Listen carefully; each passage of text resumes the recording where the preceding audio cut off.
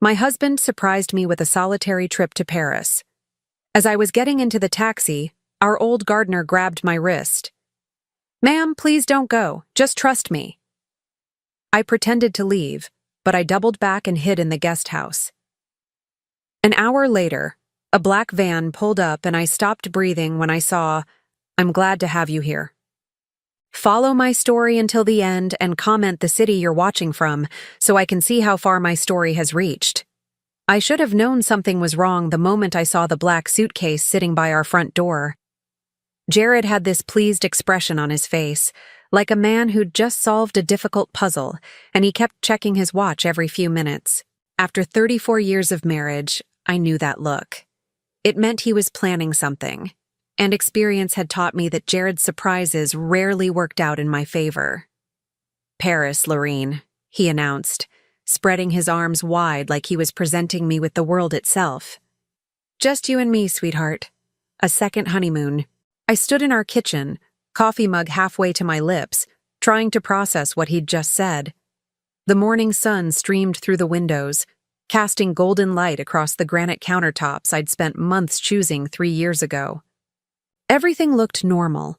The same yellow curtains, the same ceramic rooster collection on the windowsill, the same husband I'd been making breakfast for since 1990. But something felt different, like the air pressure had changed. "Paris?" I repeated, setting down my mug. "Jared, we can't just drop everything and go to Paris. I have my book club on Thursday, and the Hendersons' anniversary party on Saturday, and—" "Already taken care of," he interrupted, that same satisfied smile spreading wider. "I called Linda Henderson myself, told her you weren't feeling well and needed some time away to recover." The words hit me like cold water. "You told them I wasn't feeling well?" "Jared, there's nothing wrong with me." He waved his hand dismissively. "Just a little white lie, sweetheart. Besides, you have been looking tired lately. A trip to Paris will do you good." I wanted to argue, to point out that I felt perfectly fine, but something in his tone made me hesitate. There was an edge to his voice that I'd been hearing more often lately. Impatient, almost condescending, like he was talking to a child who didn't understand adult decisions. The taxi arrived exactly at noon. I watched from the living room window as it pulled into our driveway, its yellow paint bright against the gray December sky. My suitcase, the one Jared had packed for me while I was supposedly getting ready, sat heavy in my hand. I hadn't checked what he'd put in it. Another small surrender in a marriage full of them. "Come on, Lorene," Jared called from the doorway. "We don't want to miss our flight." I took one last look around our house. 24 years we'd lived here, ever since Jared's promotion at the insurance company had made the mortgage payments possible. Every corner held memories. The living room where we'd hosted Christmas dinners, the den where I'd spent countless evenings reading while he watched television, the kitchen where I'd learned to make his mother's pot roast recipe, even though it was too salty for my taste. As I stepped outside, the December air bit at my cheeks. That's when I saw Spencer in the side garden, kneeling beside the winter roses he'd been tending for the past 15 years. Our eyes met across the frost-covered lawn, and something passed between us. A look I couldn't quite interpret. Concern, maybe, or warning. Spencer had been our gardener since 2009, when Jared decided our yard needed professional attention. Most people saw him as just the hired help, but Spencer had become something more to me over the years. He was the kind of man who noticed things.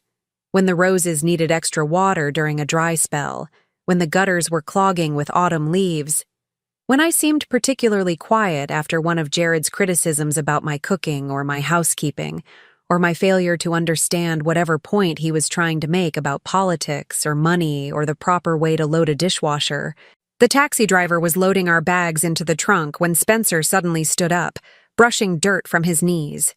He walked toward us with unusual urgency, his work boots crunching on the gravel driveway. "Mrs. Holloway," he called out, his voice carrying an odd note of intensity. "Spencer," I replied, surprised by his approach. Usually he kept to himself during working hours, maintaining the professional distance that Jared preferred. Ma'am, please don't go. The words stopped me cold. I turned fully to face him, noting the way his weathered hands trembled slightly, the deep creases of worry around his brown eyes. Spencer was 72 years old, a man who'd seen enough of life to know when something wasn't right. "Just trust me," he continued, stepping closer. His voice dropped to an urgent whisper. "Please, Mrs. Holloway, don't get in that car." Behind me, I could hear Jared's footsteps on the gravel, his impatience growing. "What's the problem here, Spencer?" "No problem, sir," Spencer replied quickly, but his eyes never left mine. "Just wishing Mrs. Holloway a safe trip." I felt caught between them, my husband of 34 years, and this man who'd tended our garden with such quiet dedication. There was something in Spencer's expression, a desperate sincerity that made my chest tighten with inexplicable fear. "Lorene," Jared's voice cut through my thoughts. "We need to leave now, or we'll miss our flight." I looked back at Spencer one more time. He gave me the slightest nod, as if he understood that I had to make a choice in that moment.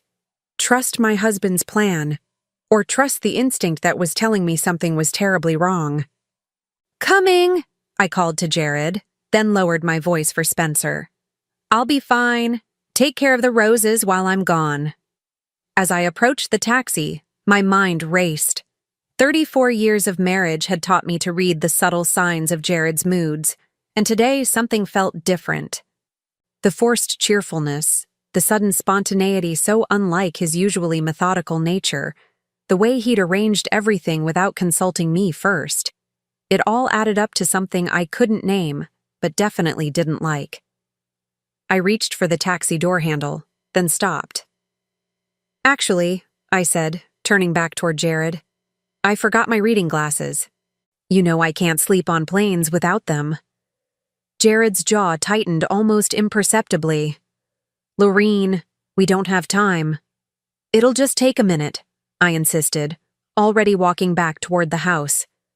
"Go ahead and get settled in the car. I'll be right back." Inside, I grabbed my glasses from the nightstand, but instead of returning to the taxi immediately, I moved to the bedroom window that faced the backyard. From there, I could see Spencer still standing by the rose garden, his attention focused on the taxi where Jared was now checking his phone with obvious agitation. Something about Spencer's warning had lodged itself in my chest like a splinter. In 15 years of working for us, he'd never interfered in our personal affairs, never offered unsolicited advice, never shown anything but polite respect for the boundary between employer and employee. For him to risk his job by trying to stop me from leaving meant he knew something I didn't. I made a decision that would change everything. Instead of returning to the taxi, I slipped out the back door and made my way to the guest house, a small cottage we'd built in 2012 for visiting family members who never came. From its front window, I had a clear view of our driveway and the main house, but the angle of the building would hide me from anyone approaching from the street. I watched as Jared grew increasingly agitated by my absence. He got out of the taxi twice, checking his phone and looking toward the house with an expression I'd never seen before. Not concern for his missing wife, but irritation at a plan going awry. When he finally went inside to find me, I heard him calling my name with growing frustration. 20 minutes later, he emerged alone, spoke briefly to the taxi driver and sent the car away. Then he pulled out his phone and made a call that lasted several minutes. I couldn't hear his words, but his body language spoke volumes, sharp gestures, pacing steps, the kind of animated conversation that suggested he was explaining a problem to someone who wouldn't be happy to hear about it. That's when I knew Spencer had been right to warn me. Whatever was supposed to happen during that trip to Paris, my absence had just disrupted it. I settled into the guest house's small armchair to wait, my heart pounding with a mixture of fear and something else, a feeling I hadn't experienced in years. For the first time in decades, I had chosen to trust my own instincts over my husband's plans, and despite the terror of not knowing what I was hiding from, there was something liberating about that choice. The afternoon stretched ahead of me like an unexplored country, full of terrible possibilities and the promise of truth. An hour later, I heard the rumble of an engine in our driveway, but it wasn't the taxi returning. This was something heavier, more substantial. I moved to the window and felt my blood turn to ice when I saw what was parked outside our house. A black van with tinted windows sat in the exact spot where the taxi had been. The black van sat in our driveway like a predator that had found its prey. From the safety of the guest house window, I watched as two men emerged from the vehicle, both wearing dark clothes that seemed deliberately unremarkable. They moved with the kind of casual confidence that comes from having done something many times before, and that thought sent ice through my veins. The first man was tall and lean, probably in his 40s, with graying hair and the kind of forgettable face you'd pass on the street without a second glance. But it was the second man who made my breath catch in my throat. Even from a distance, I recognized the stocky build and carefully styled brown hair that Jared's best friend Marcus had been sporting since college. Marcus, who'd been the best man at our wedding, who'd spent countless evenings in our living room watching football and complaining about his ex-wife's alimony payments. Marcus, who was now walking toward my front door carrying a large black case that looked suspiciously like the kind professionals used for delicate equipment. I pressed myself against the window frame, trying to make sense of what I was seeing. Why was Marcus here when I was supposed to be on a plane to Paris with Jared? And who was the stranger with him? The questions multiplied in my mind like bacteria in a petri dish, each one more unsettling than the last. Jared met them at the front door, and even from my hiding spot 50 feet away, I could see the tension in his posture. He gestured impatiently toward the street, then ushered both men inside quickly, like he was worried about neighbors seeing them. The front door closed with a finality that made my stomach clench. For the next 30 minutes, I sat in the guest house's uncomfortable wicker chair, straining to hear any sound from the main house. Occasionally, I caught glimpses of movement through our living room windows, shadows passing back and forth, the suggestion of people working on something that required them to move furniture around. At one point, I saw the stranger setting up what looked like a tripod near our fireplace, though I couldn't make out what he was mounting on it. The winter sun was beginning its early descent when Spencer appeared at the guest house door. I nearly jumped out of my skin at his gentle knock, having been so focused on watching the main house that I'd forgotten about everything else. "Mrs. Holloway," he said softly when I cracked the door open. "Are you all right?" I let him inside, grateful for the solid presence of another human being who seemed to be on my side. Spencer looked older in the afternoon light, more fragile somehow, but his eyes were sharp with concern and something else, a kind of grim determination I'd never seen in him before. "Spencer, what's happening? Why did you tell me not to go?" He ran a weathered hand through his thinning gray hair, a gesture I'd seen him make countless times when he was trying to find the right words to explain something complex. "Ma'am, I've been working around this house for 15 years. I've learned to notice things, to pay attention when something doesn't seem right." "What kind of things?" Spencer moved to the window, peering cautiously toward the main house. "Your husband's been making a lot of phone calls lately. Calls he doesn't want you to overhear. I work in the garden, Mrs. Holloway. People forget I'm there, and sound carries through open windows." My mouth went dry. "What kind of calls?" "Calls about you, ma'am. About your mental state." The words hit me like a physical blow. "My mental state? Spencer, there's nothing wrong with my mental state." "I know that, Mrs. Holloway. You're one of the sharpest people I've ever met, but I've heard him talking to doctors, to lawyers, using words like declining and early onset and dangerous to herself." I sank into the chair, my legs suddenly unable to support me. "That's impossible. Jared would never. We've been married for 34 years. He loves me." Spencer's expression was gentle but firm. "Ma'am, with respect, love doesn't make a man lie to medical professionals about his wife's condition, and it doesn't make him research private psychiatric facilities that specialize in long-term care for patients with diminished capacity." The room seemed to tilt around me. "Psychiatric facilities? I'm sorry, Mrs. Holloway. I know this is hard to hear." But 3 weeks ago, I was trimming the hedges outside his office window when he had a long conversation with someone from a place called Millbrook Manor. It's a private facility about 2 hours north of here. Very expensive. Very discreet.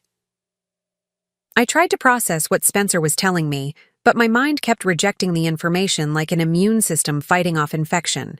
Jared researching psychiatric facilities. Jared telling doctors I was mentally declining. It was absurd, impossible, completely contrary to everything I believed about our marriage. But why? I whispered. Even if what you're saying is true, why would he want to? To put me away. Spencer was quiet for a long moment, his attention fixed on the main house.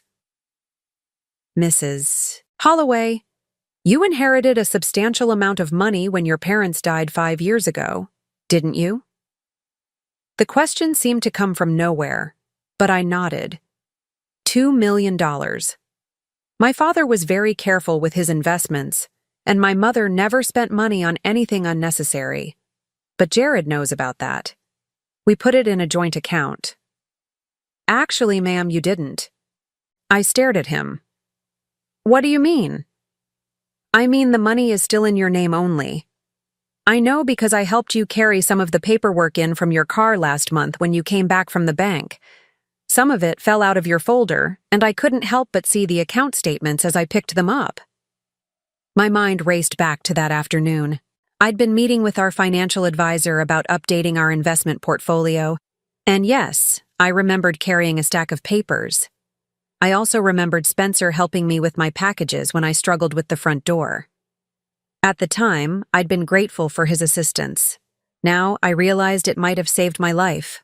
$2 million, Spencer continued carefully, is a lot of money, especially for a man who's been struggling with gambling debts for the past 2 years.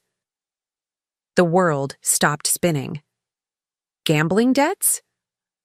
I'm sorry, Mrs. Holloway. I probably shouldn't say anything, but I've seen the letters. The ones that come in unmarked envelopes that he picks up from the mailbox himself. The ones that make his hands shake when he reads them.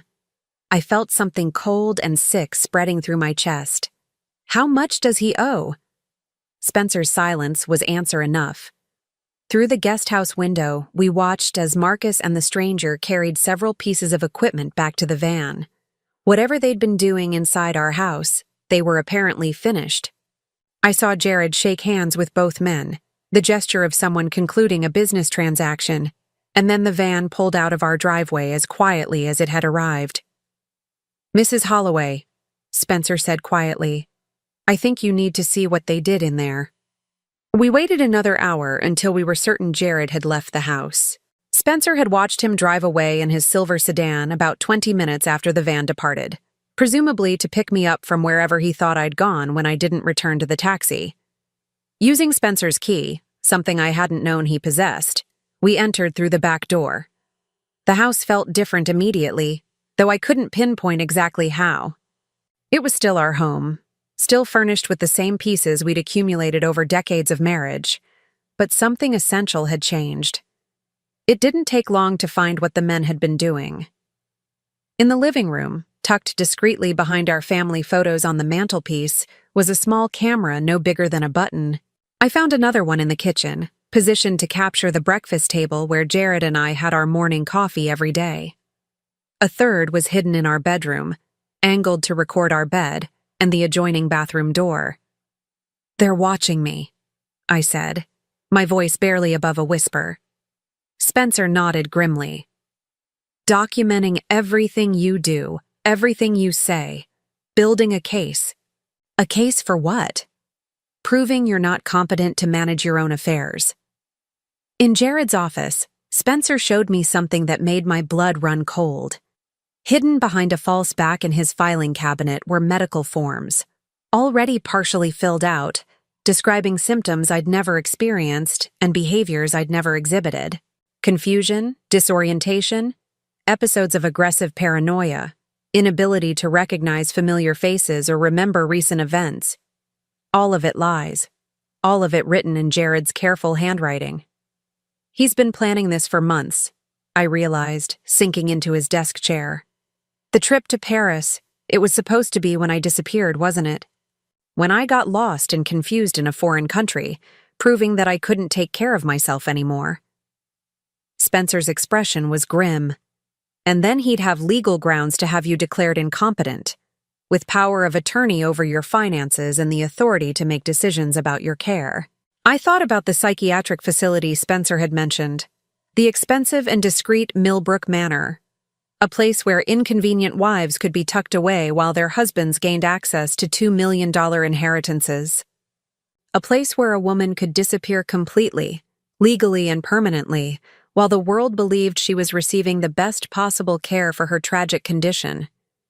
The man I'd loved for 34 years, the man I'd made breakfast for every morning and dinner for every night, the man who'd held my hand at my parents' funerals and promised to love me in sickness and in health, had been systematically planning to erase me from my own life. As I sat in his office, surrounded by the evidence of his betrayal, I felt something shift inside me.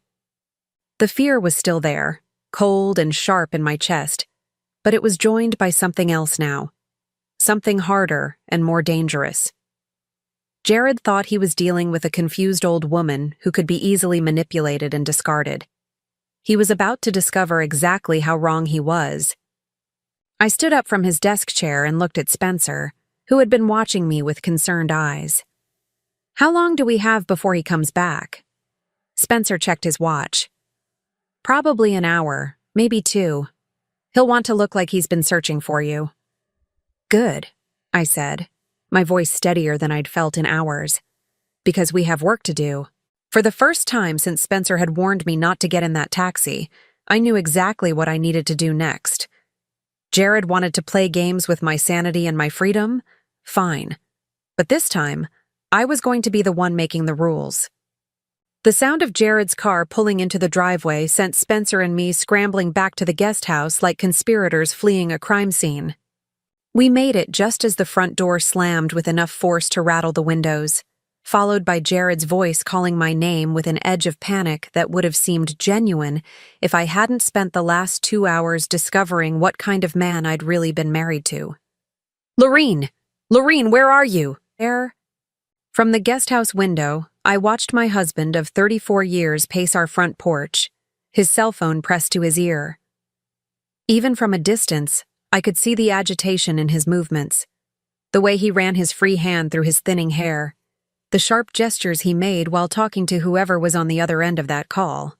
"He's reporting to someone," Spencer observed quietly, standing beside me at the window. "Probably the same people who sent that van." I felt a chill that had nothing to do with the December air seeping through the guest house walls. The idea that strangers were involved in whatever Jared was planning made everything infinitely more terrifying.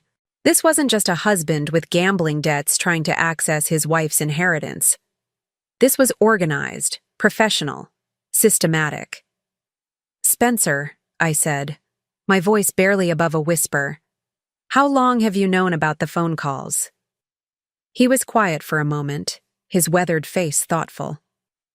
"The first one I overheard was about 3 months ago. Mr. Jared was in his office with the window cracked open. It was one of those warm October days, you remember? I was raking leaves right underneath, and I heard him talking to someone about accelerating the timeline. 3 months. While I'd been planning our Thanksgiving dinner and ordering Christmas gifts for the grandchildren I'd probably never see again, Jared had been plotting my destruction with the methodical precision of a man planning a business merger. What exactly did he say? Spencer's expression grew even more troubled. He said the documentation needed to be more comprehensive, that he needed evidence of episodes, not just paperwork. He kept saying things like, behaviors that can't be explained away, and witnesses who would testify if necessary. The words hit me like physical blows. Episodes, witnesses, testify. This wasn't just about stealing my money. This was about erasing me completely, turning me into a cautionary tale about a woman who'd lost her mind and needed to be protected from herself. "There's more," Spencer continued reluctantly. "About 6 weeks ago, I heard him talking to someone about medications. natural supplements that could cause confusion, memory problems, things that wouldn't show up on standard blood tests. My hand flew to my throat as the implications crashed over me. The vitamins. Ma'am? The new vitamins Jared's been bringing me every morning for the past month. He said they were good for brain health, for preventing memory loss as I get older. I felt sick to my stomach. Spencer, I've been taking them religiously. He's been so insistent about it, so concerned about my health. Spencer's face went pale. Mrs. Holloway, have you been feeling different lately? More tired than usual? Having trouble concentrating? I thought back over the past several weeks, forcing myself to really examine how I'd been feeling instead of dismissing the symptoms as normal signs of aging. There had been mornings when I felt foggy, afternoons when I couldn't quite remember what I'd done with my keys, or whether I'd already watered the plants. Small things that I'd attributed to getting older. But now. He's been drugging me, I said, the words coming out flat and emotionless because the alternative was screaming. My own husband has been slowly poisoning me to make me seem confused and forgetful. Through the window, I could see Jared ending his phone call and heading back into the house. A few minutes later, lights began coming on throughout our home as he searched for me, calling my name with increasing desperation. We need to get back inside before he calls the police, I told Spencer. If he reports me missing, this whole thing could spiral out of control. Spencer nodded, but his expression was worried. Mrs. Holloway, what are you going to tell him? He's going to want to know where you've been. I had been thinking about that exact question for the past 30 minutes, and I'd come to a conclusion that surprised me with its clarity. I'm going to tell him the truth, or at least a version of it. Ma'am? I'm going to tell him that I suddenly felt dizzy and confused when we got to the airport, that I couldn't remember why we were going to Paris or even where Paris was, that I panicked and took a taxi home, but I've been sitting in the guest house for the past few hours trying to piece together what happened to me. Spencer stared at me. You're going to pretend to have the symptoms he's been trying to create. Exactly. If Jared thinks his plan is working ahead of schedule, he might get careless, reveal more than he intends to. And meanwhile, we document everything.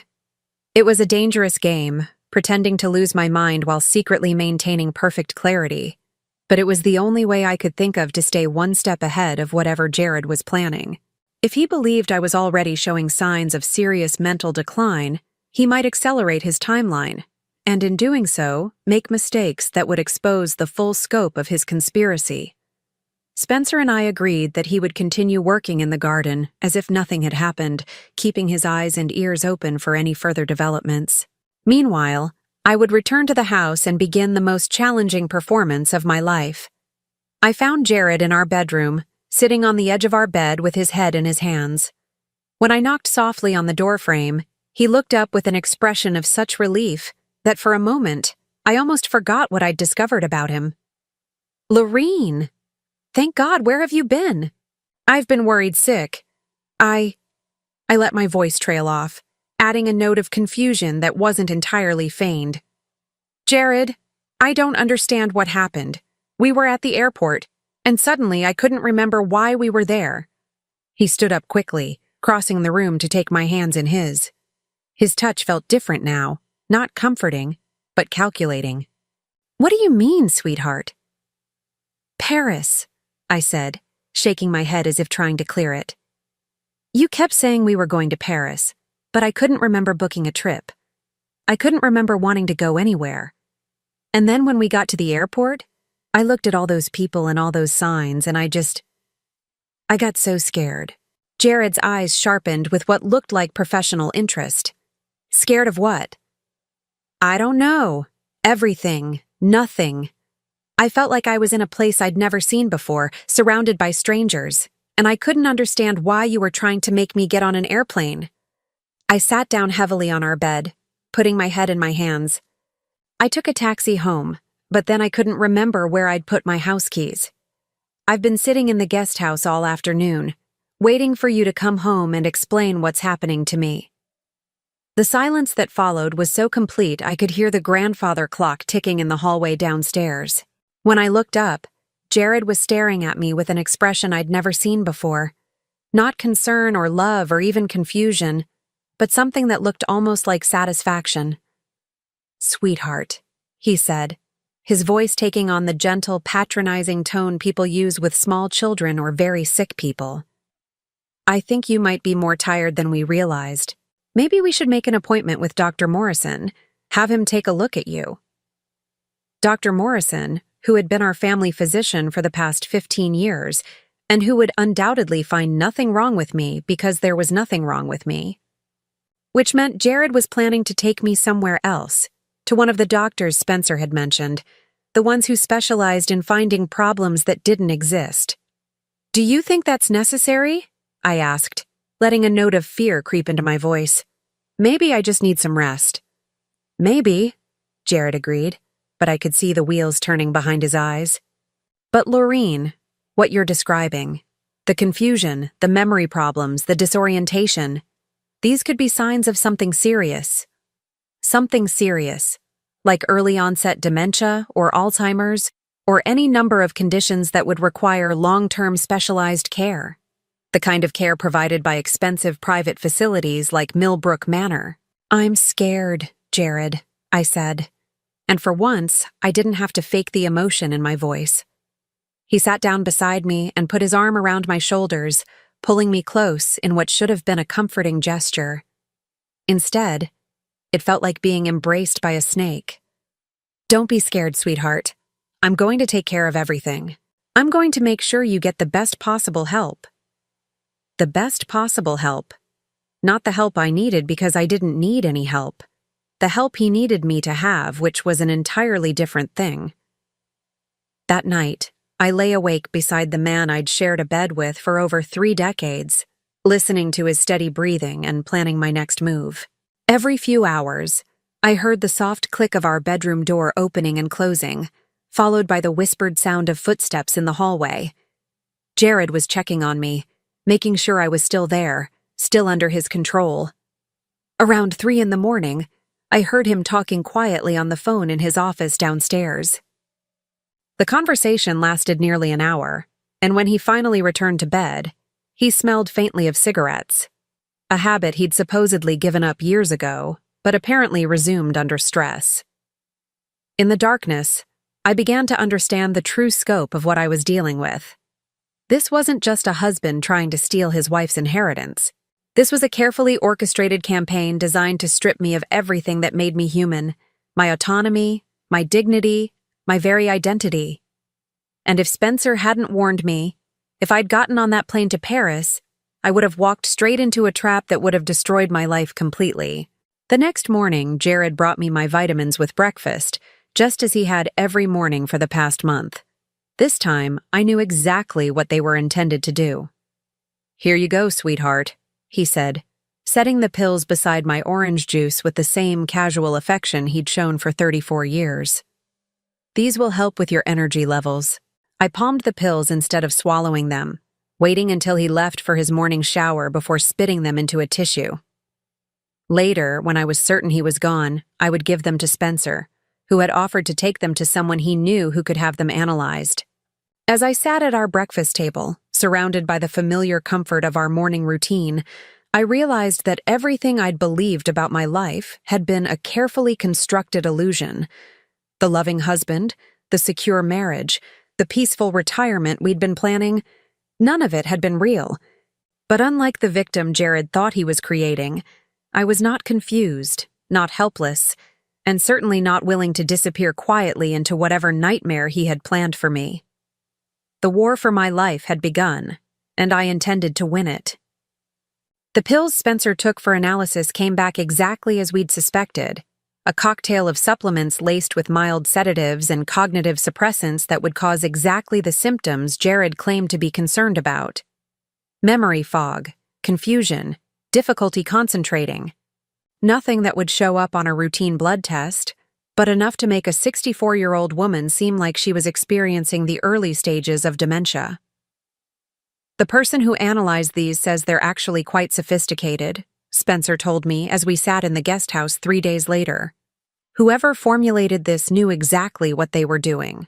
The dosages are calculated to create symptoms without causing obvious harm. I stared at the small plastic bag containing the evidence of my husband's betrayal. How long would it take for these to clear my system? About a week?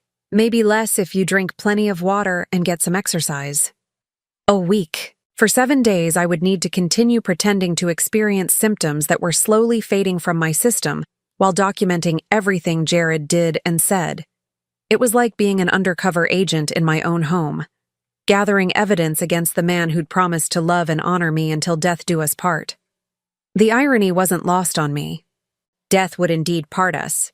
He was just trying to arrange it differently than we'd planned. "Mrs. Holloway," Spencer said carefully, "there's something else you need to know." I looked up from the pills, noting the grim expression on his weathered face. In the past few days, Spencer had become my anchor in a world that had turned completely upside down. His steady presence and unwavering loyalty were the only things keeping me sane as I navigated the minefield my life had become. "What is it?" "I did some research on that place I mentioned, Millbrook Manor.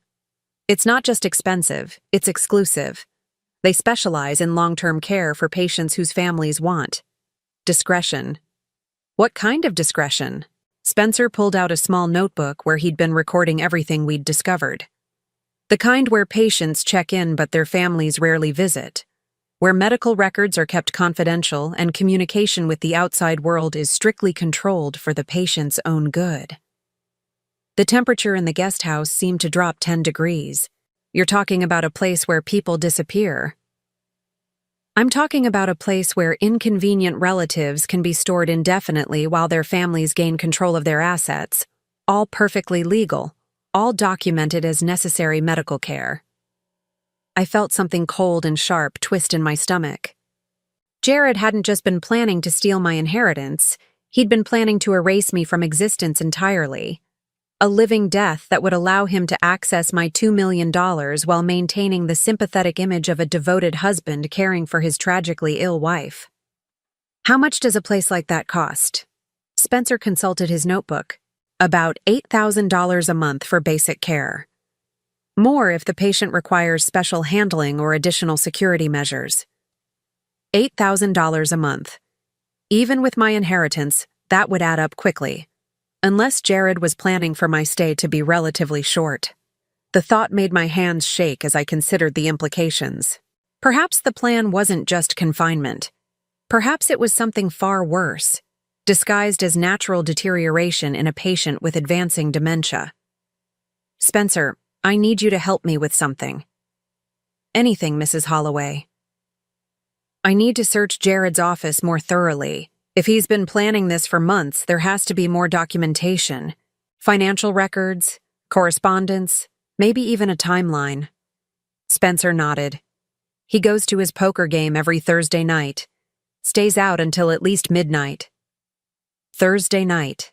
2 days away. It would give me time to prepare, to think through exactly what I was looking for and how to find it without leaving any trace of my search. That afternoon, I continued my performance as a confused and frightening wife. When Jared came home from work, I met him at the door with a story about forgetting how to use the washing machine, standing in the laundry room for an hour trying to remember which button to push. "It's okay, sweetheart," he said, his voice full of practiced patience. "These things happen. Why don't you let me handle the laundry from now on?" Another small surrender of independence.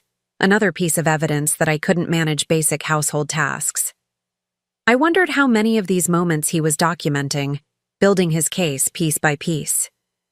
"Jared," I said, letting my voice tremble slightly. "I'm scared. What's happening to me?" He guided me to the living room sofa, settling beside me with the kind of tender concern that would have melted my heart a week ago. Now it made my skin crawl. "I've been thinking about that, Lorene. I made an appointment for you with a specialist. Dr. Harrison comes highly recommended for patients with memory issues." "Dr. Harrison, not Dr. Morrison," our longtime family physician who might actually give me a clean bill of health, a specialist who undoubtedly already knew what diagnosis Jared wanted him to provide. When? Tomorrow afternoon. Just a consultation, nothing to worry about. Tomorrow. They were moving faster than I'd expected, which meant I was running out of time to gather evidence. If Dr. Harrison declared me mentally incompetent, Jared could have me committed to Millbrook Manor within days. That night, after Jared fell asleep, I slipped out of bed and made my way carefully downstairs to his office. Using the small flashlight I'd hidden in my bathrobe pocket, I began a systematic search of every drawer, every file, every space where he might have hidden additional documentation. What I found was worse than anything Spencer and I had imagined. In a locked drawer, opened with a hairpin technique Spencer had taught me earlier, I discovered a complete dossier on my mental health dating back 6 months. Detailed notes about my supposed episodes of confusion, memory lapses that had never happened, aggressive outbursts I'd never had. All of it carefully documented in Jared's handwriting, with dates and times and witnesses. Marcus had apparently been helping with the documentation, providing corroborating testimony about my declining condition. According to these files, I'd had 3 separate incidents in the past month where I'd become violent and irrational, threatening both Jared and Marcus with kitchen knives. It was pure fiction, but it was meticulously crafted fiction that would be extremely difficult to disprove. I found correspondence with Millbrook Manor going back 4 months, including a detailed care plan and financial arrangements. The initial payment alone was $50,000, with monthly fees of $8,000 thereafter. Jared had already signed the contracts, but it was the file labeled Timeline that made my blood run cold. Phase 1. Establish pattern of cognitive decline through documentation and witness testimony. Status: complete. Phase 2. Medical evaluation confirming dementia diagnosis. Status: scheduled for December 15th. December 15th. Tomorrow. Phase 3. Emergency commitment following violent episode. Status: prepared. Phase 4. Transfer to long-term care facility. Status: arrangements complete. Phase 5.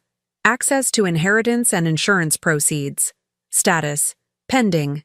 Insurance proceeds. I flipped through more pages until I found what I was looking for. A life insurance policy I'd never known existed, taken out in my name 18 months ago. The beneficiary was listed as my beloved husband, Jared, and the payout was $1 million. My hands shook as I photographed each page with the small digital camera Spencer had given me. Jared wasn't just planning to have me committed to Millbrook Manor.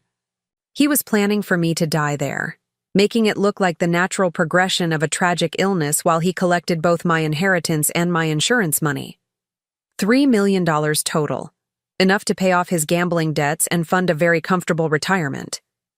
The final document in the file was a draft of my obituary, written in Jared's careful handwriting. Lorene Margaret Holloway passed peacefully on date to be determined after a courageous battle with early-onset dementia. She was surrounded by love and receiving the finest possible care at the time of her passing. I sat in his office chair, surrounded by evidence of the most elaborate betrayal I could have imagined, and felt something inside me break completely. Not my spirit, that had grown stronger with each revelation. What broke was the last vestige of the woman who had believed in the goodness of her marriage, who had trusted her husband with her life, who had been willing to overlook small cruelties in favor of maintaining peace. That woman was gone forever. In her place was someone harder, smarter, and infinitely more dangerous. I photographed everything, copied what I could, and returned the files to exactly where I'd found them. Then I made my way back upstairs to lie beside the man who was planning my murder, and spent the remaining hours until dawn planning his destruction instead. The appointment with Dr. Harrison was scheduled for 2 o'clock the next afternoon. I had less than 12 hours to prepare for the performance of my life, one that would determine whether I walked out of his office a free woman or was committed to a psychiatric facility where I would slowly and quietly disappear. But Jared had made one critical mistake in his elaborate plan. He had underestimated the woman he'd been married to for 34 years. He thought he was dealing with a confused, frightened victim who would go quietly into whatever nightmare he'd prepared for her. He was about to discover exactly how wrong he was. As I lay in bed listening to his peaceful breathing, I smiled in the darkness. Tomorrow would be the day Jared learned that his wife was far more formidable than he'd ever imagined. And unlike his carefully documented fiction, my revenge would be very, very real. Dr. Harrison's office was exactly what I'd expected. All mahogany furniture and expensive diplomas, designed to project authority and trustworthiness. The kind of place where families brought their loved ones to receive devastating diagnoses delivered with professional compassion. What I hadn't expected was how young he looked. Probably no more than 40, with the kind of eager ambition that made him dangerous. Jared sat beside me in the consultation room, playing the role of concerned husband with an expertise that made my skin crawl. His hand rested protectively on my knee while he answered Dr. Harrison's questions about my recent episodes with carefully rehearsed sorrow. The confusion started about 3 months ago, Jared explained, his voice heavy with manufactured grief. Small things at first. She'd forget conversations we'd had, lose track of time, get lost driving to places she's been going for years. Dr. Harrison nodded sympathetically, making notes in what I assumed was my newly created medical file. And the aggressive episodes? Those started more recently. About a month ago, I found her in the kitchen at 2 a.m, holding a knife and insisting that strangers had been in our house. When I tried to calm her down, she threatened me. It was a masterful performance, full of the kind of specific details that would be difficult to dispute. The fact that none of it had ever happened was irrelevant. Jared was creating a medical record that would support whatever Dr. Harrison had already been paid to conclude. Mrs. Holloway, Dr. Harrison turned to me with the patronizing gentleness reserved for children and the mentally impaired. Can you tell me what year it is? This was it. The moment when I had to decide how far to take my own performance. If I appeared too competent, Dr. Harrison would have no grounds for the diagnosis Jared was expecting. But if I seemed too impaired, I might be committed immediately, before I had a chance to execute my own plan. I let confusion flicker across my face, as if the question itself was difficult to process. Year? I'm not sure. 1990-something? Jared's hand tightened on my knee, not a comforting gesture, but a signal of satisfaction. From his perspective, my confusion was right on schedule. Can you tell me the name of the current president? I stared blankly at Dr. Harrison, then looked to Jared as if seeking help. There's a president? Of what? Dr. Harrison exchanged a meaningful glance with my husband. Mrs. Holloway, do you know where you are right now? I think. Is this a hospital? Jared said we were going shopping, but this doesn't look like a store. I let my voice take on the querulous tone of someone genuinely confused and frightened. I want to go home now. I don't like it here. What followed was an hour of psychological tests that I failed with carefully calculated precision. I couldn't remember 3 simple words after 5 minutes. I couldn't draw a clock face with the numbers in the right places. I became agitated when asked to perform basic arithmetic, claiming that numbers didn't make sense anymore. Through it all, Jared sat beside me like a devoted husband bearing witness to his wife's tragic decline. He provided additional details about my condition when prompted, each one more damaging than the last. According to him, I'd been wandering the neighborhood at night, forgetting to turn off appliances, becoming violent when corrected about obvious mistakes. The hardest part, Jared told Dr. Sao, Harrison while I sat staring vacantly at the wall, is that she still has moments of clarity, times when she seems almost like her old self. But they're getting rarer. Dr. Harrison nodded knowingly. That's very typical of early-stage dementia. The progression isn't always linear. Early-stage dementia. There it was. The diagnosis that would destroy my life, delivered with the same casual professionalism someone might use to discuss the weather. "What are our options?" Jared asked, his voice carefully modulated to suggest a man grappling with impossible choices. Given the severity of her symptoms and the documented episodes of violence, I would strongly recommend immediate residential care. Patients at this stage often benefit from a structured environment with 24-hour supervision. "You mean a nursing home?" "Something more specialized. There's an excellent facility called Millbrook Manor that deals specifically with cases like your wife's. They have experience with patients who exhibit aggressive tendencies alongside cognitive decline." I felt a chill of genuine terror as the trap closed around me with surgical precision. Everything was proceeding exactly according to Jared's timeline. In less than an hour, Dr. Harrison would sign commitment papers that would give Jared legal authority to have me transported to Millbrook Manor against my will. But I had one advantage that neither of them knew about: the small digital recorder hidden in my purse, documenting every word of their conspiracy. "Doctor," I said suddenly, my voice taking on a note of desperate clarity that made both men turn toward me. "I need to tell you something important." Jared's hand clamped down on my arm, his fingers digging in hard enough to leave bruises. "Lorene, sweetheart, you're confused." "No," I insisted, pulling away from him with more strength than he expected. "I'm not confused. Not about this. Doctor, my husband has been putting things in my food, pills that make me feel sleepy and strange." Dr. Harrison's expression didn't change, but I caught the barely perceptible glance he exchanged with Jared. "Mrs. Holloway, paranoid ideation is very common in patients with your condition. The feeling that loved ones are trying to harm you is actually one of the classic symptoms of advancing dementia." "It's not paranoid if it's true," I said, reaching into my purse with shaking hands. "I have proof." What I pulled out wasn't the recorder, which I needed to keep hidden for now, but the plastic bag containing the pills Spencer had analyzed. I set it on Dr. Harrison's desk with a satisfying thud. "These are the vitamins my husband has been giving me every morning for the past month. I had them tested at an independent laboratory. They contain sedatives and cognitive suppressants that would cause exactly the symptoms you've been documenting."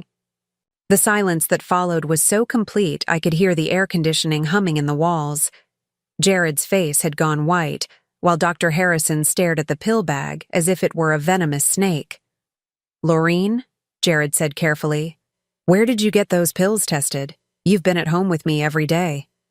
"Not every day, Jared. Not every hour. And I haven't been as confused as you thought I was." I stood up from my chair, feeling steadier and more clear-headed than I had in months. The fog that had been clouding my thoughts for weeks was finally lifting, replaced by a crystalline clarity that made everything sharp and bright. "Dr. Harrison," I continued, "I'm curious about something. How much did my husband pay you to provide a specific diagnosis today? And how long have you been working with Millbrook Manor to provide them with patients whose families want them? Disappeared?" Dr. Harrison's professional composure cracked for just a moment, long enough for me to see the guilt and fear underneath. "Mrs. Holloway, I think you're having another episode. Perhaps we should continue this evaluation another time, when you're feeling more settled." "I'm feeling perfectly settled, thank you. What I'm not feeling is patient." I opened my purse again and this time pulled out the small digital recorder, setting it beside the pill bag on his desk. "I've been recording this entire conversation, doctor. Every word. Including your recommendation to commit me to a facility that you have a financial relationship with, based on a diagnosis you made before ever meeting me." Jared lunged for the recorder, but I was faster, snatching it back and holding it against my chest. 34 years of marriage, Jared, and I never once saw you move that quickly for anything that didn't benefit you directly. "Lorene, you don't understand what you're doing. You're sick. You need help. The only thing I need help with is getting away from you." I turned back to Dr. Harrison, who was now looking extremely uncomfortable in his expensive leather chair. I wonder what the medical licensing board would think about a psychiatrist who accepts bribes to provide false diagnoses, or what the police would say about a conspiracy to commit fraud and unlawful imprisonment. Dr. Harrison cleared his throat nervously. Mrs. Holloway, I think there's been some misunderstanding.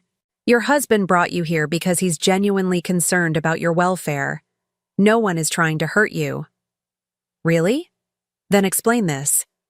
I reached into my purse one final time and pulled out photocopies of the documents I'd found in Jared's office, the timeline, the correspondence with Millbrook Manor, and the life insurance policy I'd never known existed. Explain why my husband has been documenting fictional episodes of violence and confusion for the past 6 months. Explain why he's already signed contracts with Millbrook Manor and paid a $50,000 deposit for my long-term care. And most importantly, explain why he took out a $1 million life insurance policy on me 18 months ago without my knowledge or consent. I spread the documents across Dr. Harrison's desk like a poker player revealing a royal flush. This isn't about my mental health, gentlemen. This is about murder disguised as medical care. The room erupted into chaos. Jared started shouting that I was delusional, that I'd somehow fabricated the documents during one of my confused episodes. Dr. Harrison tried to maintain his professional demeanor while clearly calculating how quickly he could distance himself from whatever Jared had gotten him involved in. But I wasn't finished yet. I had one more card to play.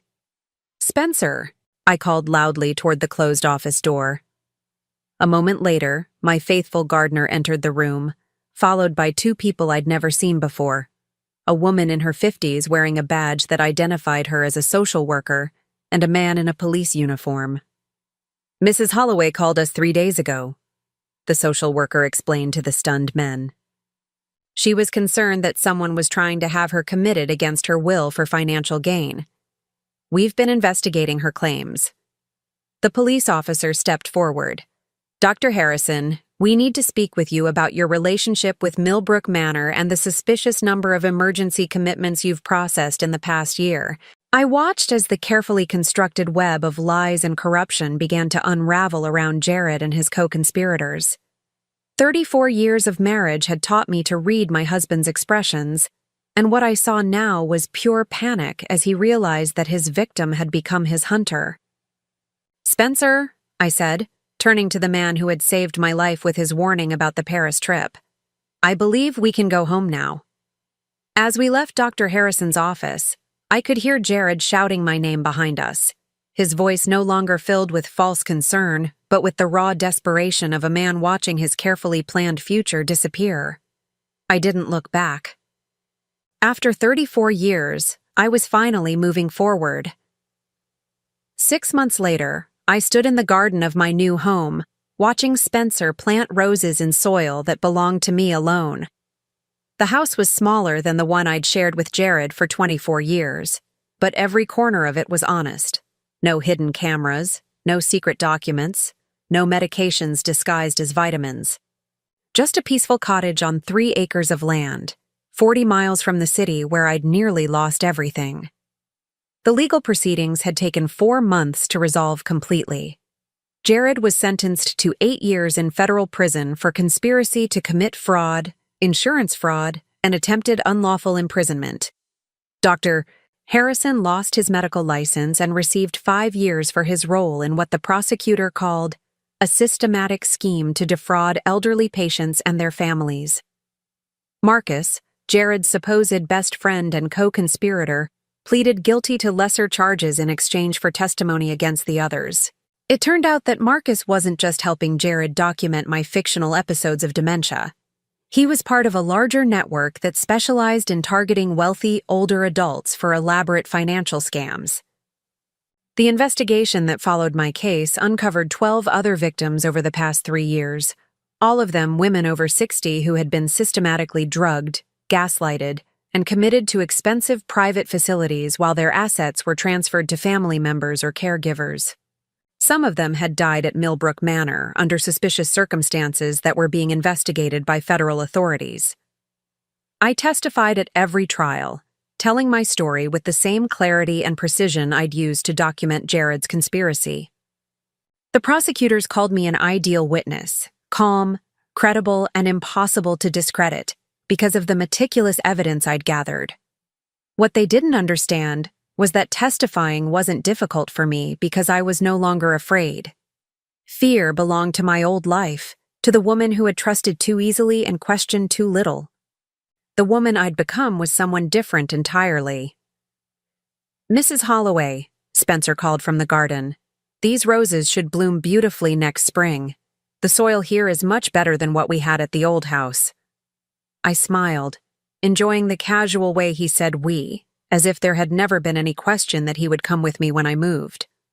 After the trials ended, I'd offered Spencer a position as my estate manager, with a salary of $3,000 a month and a small cottage on the property for his own use.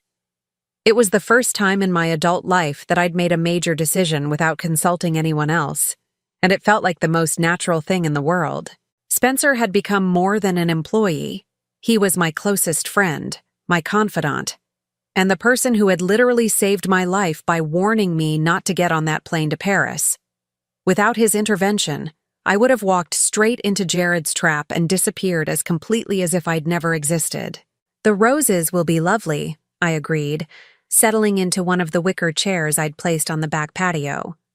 "But I think what I enjoy most about this garden is that it belongs to us." Spencer paused in his planting, understanding immediately what I meant. This wasn't a garden maintained for someone else's pleasure, designed to impress neighbors or increase property values. This was a space where we could grow whatever we wanted, however we wanted, without anyone's permission or approval. The financial settlement from Jared's crimes had been substantial. The court awarded me full restitution for the money he'd stolen, plus punitive damages for emotional distress. My inheritance was intact, supplemented now by the proceeds from selling our old house and everything in it that I didn't want to keep. More importantly, the life insurance policy Jared had taken out without my knowledge had been invalidated due to fraud, and the insurance company had paid me an additional settlement to avoid further legal action. I was, by any measure, a wealthy woman, wealthy enough to live exactly as I chose for the rest of my life. What I chose was simplicity. The new house had 2 bedrooms, 1 bathroom, a kitchen large enough for cooking but small enough for easy maintenance, and windows that faced the garden from every room. I'd furnished it with pieces I actually liked, rather than items chosen to impress visitors who rarely came. My books had their own room now, lined up on shelves Spencer had built according to my specifications. I kept very few reminders of my previous life. The wedding photos were gone, of course, along with most of the expensive furniture and decorative objects that had cluttered our old home. What I'd kept were the things that had belonged to me before my marriage: my grandmother's china, my father's books, my mother's jewelry. Objects that connected me to the person I'd been before I became half of a couple that had never been as real as I'd believed. The mailbox at the end of my driveway bore only my name now, Laureen Holloway. Not Mrs. Jared Holloway, not Mrs. and Mrs. anyone, just my own name, claiming my own space in the world. I received letters occasionally from other victims of similar schemes, women who'd read about my case in the newspaper and wanted to share their own stories. Most of them had been less fortunate than I was. They'd been successfully committed to facilities like Millbrook Manor, their assets drained by family members who visited less and less frequently until they disappeared entirely from their loved ones' lives. Some of these women had spent years in psychiatric facilities, diagnosed with conditions they didn't have, medicated for symptoms they'd never experienced. Their families had them declared legally incompetent while systematically liquidating their assets, always with the explanation that the money was needed for specialized care. I'd started a small foundation to provide legal assistance for elder abuse victims, funding it with a portion of my settlement money. It wasn't enough to undo the damage that had been done to so many people, but it was a start. Spencer helped me manage the foundation's correspondence, screening requests for assistance and helping me identify cases where intervention might make a difference. The work gave my life a purpose I'd never had during my marriage. For 34 years, I'd defined myself through my relationship to Jared, as his wife, his support system, his partner in the life he'd designed for us both. Now, I was discovering what it meant to define myself through my own choices, my own values, my own vision of how the world should work. On quiet evenings, Spencer and I often sat on the back patio, sharing a bottle of wine and discussing the day's events. These conversations had a quality I'd never experienced in my marriage, the easy exchange between two people who genuinely respected each other's thoughts and opinions. "Do you ever regret it?" Spencer asked one evening as we watched the sun set over our small piece of land. "Leaving your old life behind so completely?" I considered the question seriously, sipping my wine as I thought about the woman I'd been 6 months ago. She'd lived in a bigger house, worn more expensive clothes, attended social events where she smiled and made polite conversation about topics that didn't interest her. She'd been married to a man who turned out to be planning her murder, but she'd also been part of a world that had seemed stable and predictable. "No," I said finally, "I don't regret it. That life was built on lies, Spencer.